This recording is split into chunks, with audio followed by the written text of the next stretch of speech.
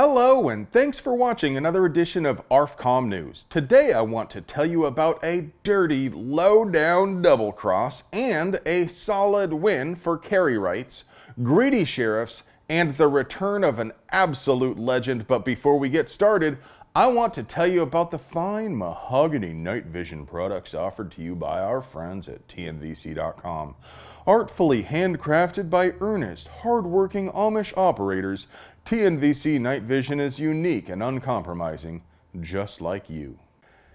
If you like seeing stuff more than not seeing stuff, take a look at our sponsor, TNVC.com, your source for quality night vision gear to make you the bump in the night.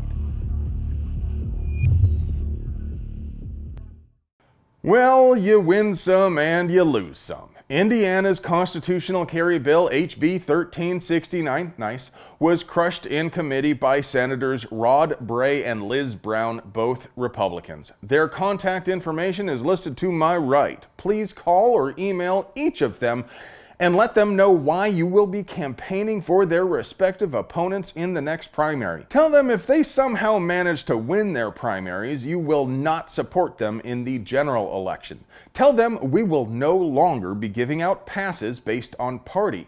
If they actively work against the people and the Constitution, it's time for them to leave. And when that time comes, I want you to follow through on your promise if you live in Morgan or Allen County.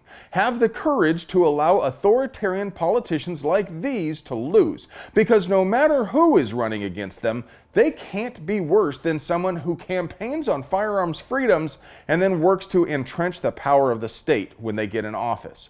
We're not talking about people who lost the nerve and didn't have the courage to take a stand.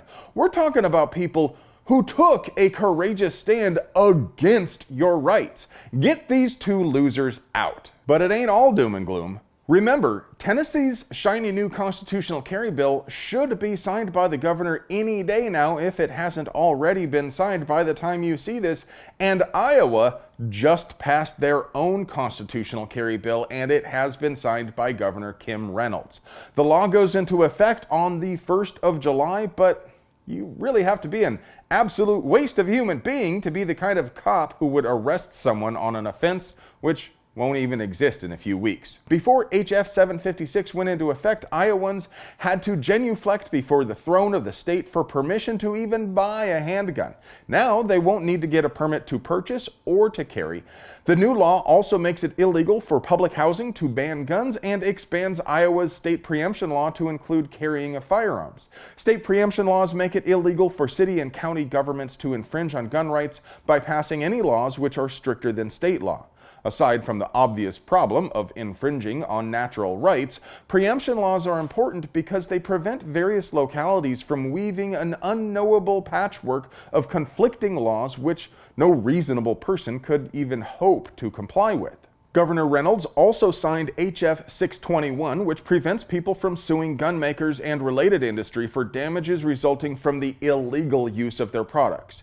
You can, of course, still sue for defective products or breach of contract, but no, you can't sue Glock just because some jack stole a gun and then used it to hold up a liquor store. And honestly, it's kind of disappointing these things need to be spelled out. It's also disappointing North Carolina still has their own pistol purchase permit law like Iowa's, but despite decades of attempts to repeal it, the North Carolina Sheriff's Association obstinately insists on blockading any attempt to do away with the antiquated and oppressive Jim Crow law. These sort of restrictions were originally passed to prevent people of color from exercising their rights, and regardless of contemporary intent, they still produce racist outcomes. The reason sheriffs in North Carolina refuse to loosen their grip on the process probably does have a little to do with power. The law requires applicants to justify their reason for purchasing a handgun, and that lets sheriffs impose their will. But the main reason is money.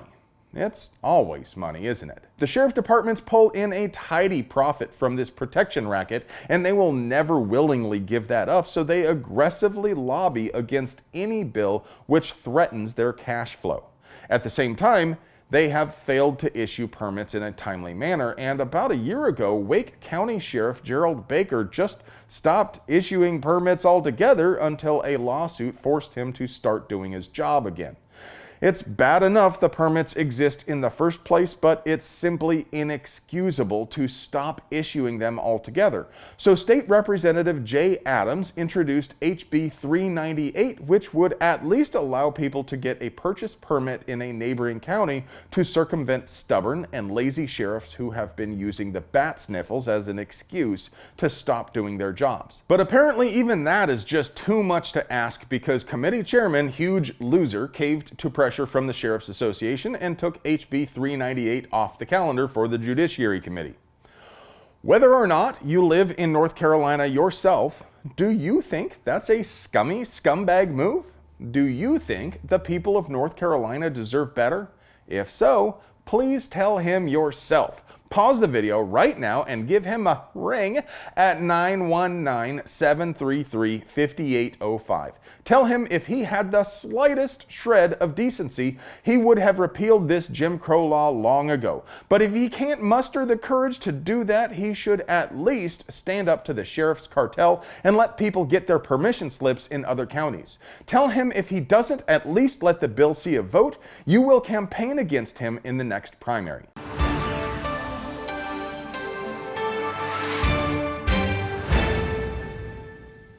Industry news. Colt is re-releasing the Anaconda. My Anaconda don't want none unless you got buns, hun. Sorry, I couldn't resist. You probably should have seen that coming.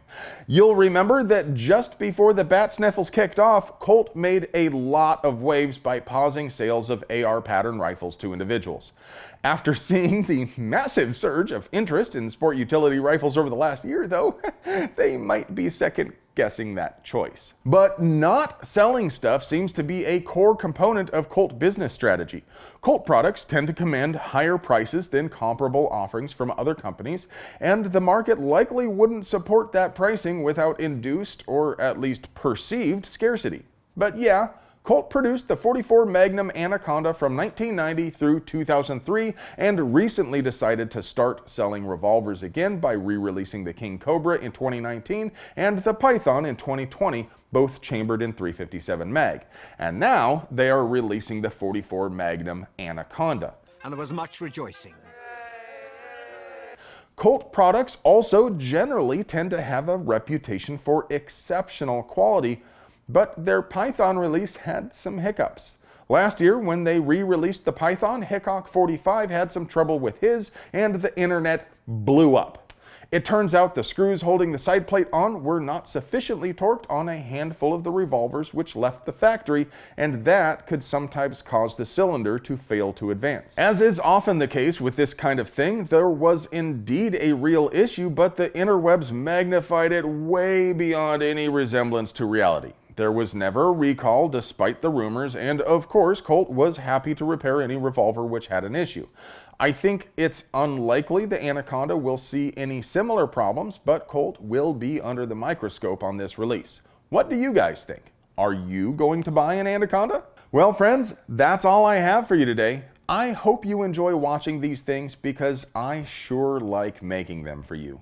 Would you like to know a secret to beating the ammo shortage? Although you cannot actually purchase any gun-related products at AR15.com/deals, I'm looking at you, Mr. YouTube Censor. AR15.com/deals is constantly updated with links to the best scores on ammo, guns, and accessories, so you can get the drop on the neckbeards before they snatch up all the good stuff.